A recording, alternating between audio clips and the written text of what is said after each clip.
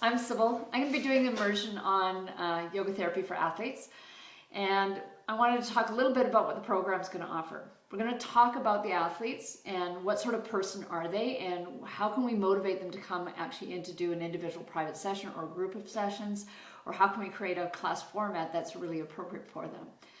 Well, the biggest thing is athletes don't really care so much about pain and discomfort. What they care about is function and performance. So I work a lot with triathletes. I work with people that are marathon runners. I work with people that are downhill biker riders.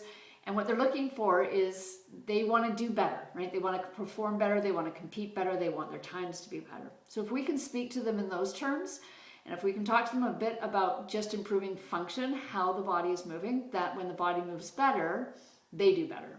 They get that. That makes sense to them.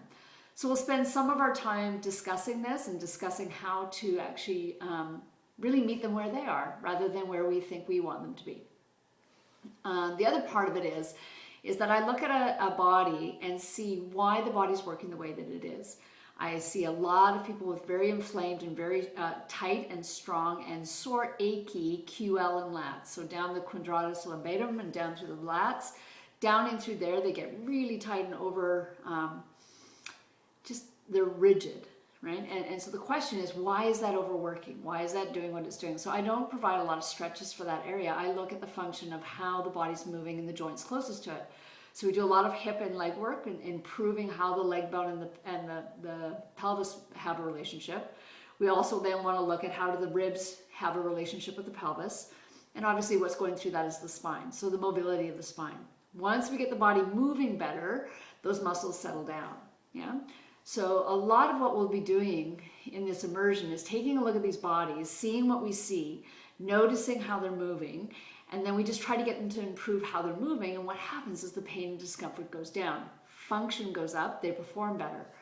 So some of the examples I can share with you, I've had people that have given up running, they've done everything possible to try and get rid of the pain that they have in their body.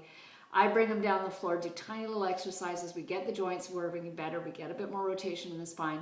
And lo and behold, they're able to get back and start running again and do it with quite a bit of ease, and their function goes up. They don't take a lot of time to get better.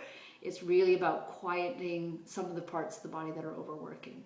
So that's a little bit of what we're going to do. I talk about moving smoothly and silently and really letting our body be more of a place of unwinding and surrender than about going in and stretching. Yeah, the stretching with the athletes just it works to some degree, but I find that it really is not enough. A lot of them stretch already and still have lots and lots of problems and lots of things going on where they end up with quite a bit of pain, and eventually they're not able to perform as well as they had in years gone by.